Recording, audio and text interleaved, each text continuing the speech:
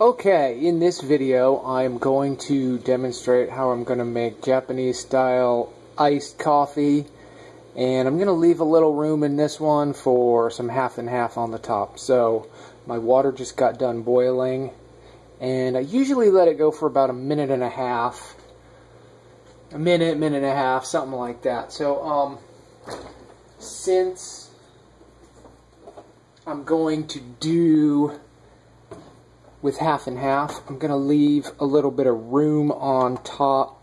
Normally I would use about 8 ice cubes. I'm only going to use 6 this time. And of course it doesn't want to go in. So you gotta put them in just so. 2, 3, 4, 5, 6 in this particular case. Alright.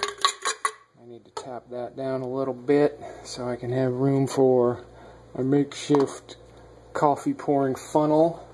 I got what I'm guessing is about 20 so grams of coffee. I have a scoop that I just usually measure it into, and it usually comes out to about 20, but it looks like in this case the beans are going to vary, so what might be 20 grams of one coffee will be 25 grams of a different coffee. So that's why they tell you to weigh your coffee, but I'm just going to go for it. It's close enough for me.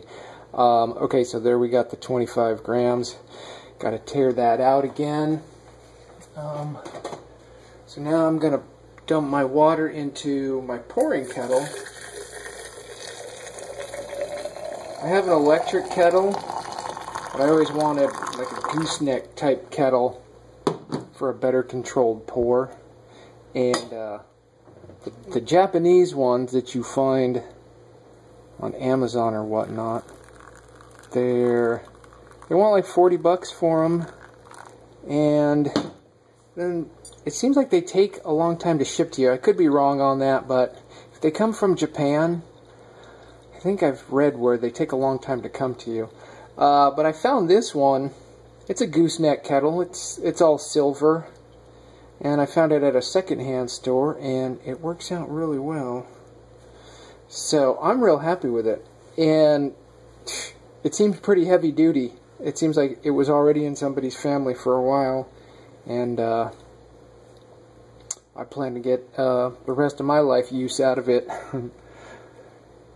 Or until I stop drinking coffee, which is going to be like never. So since I'm leaving a little bit of room on top, I'm probably only going to pour till I get to about 220 grams. Got 218. Let's see, can I hit it? 20, yes! Right there.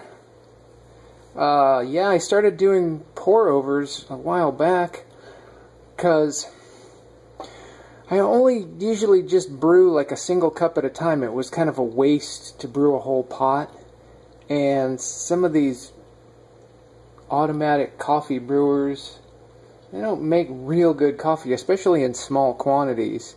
And so doing a lot of research online and stuff like that, I came to the conclusion that even if you get a really super duper fancy high-end drip coffee maker, they still develop issues. They'll start leaking, or they have to be descaled. So when I just use a dripping funnel, I can control the amount of water, control the temperature of the water, the grind, the fineness of my grind. Obviously you could do that with any coffee maker, but when you do it this way, it seems to come out really, really good.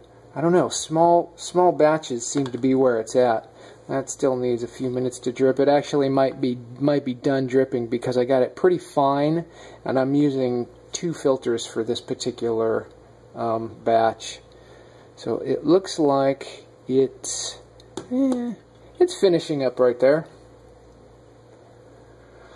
Looking pretty good. Smells really good for sure.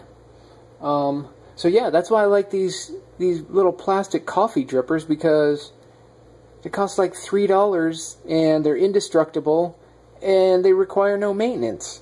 It's a win-win all the way around, especially if you only brew 1 or 2 cups at a time. I mean, I don't only drink 1 or 2 cups a day, no, but I only like to brew 1 or 2 cups at a time. I don't like to have coffee sitting around. I like to have coffee sitting around as little as possible. So now I'm just going to put the half and half in at the top. Looks about good right there.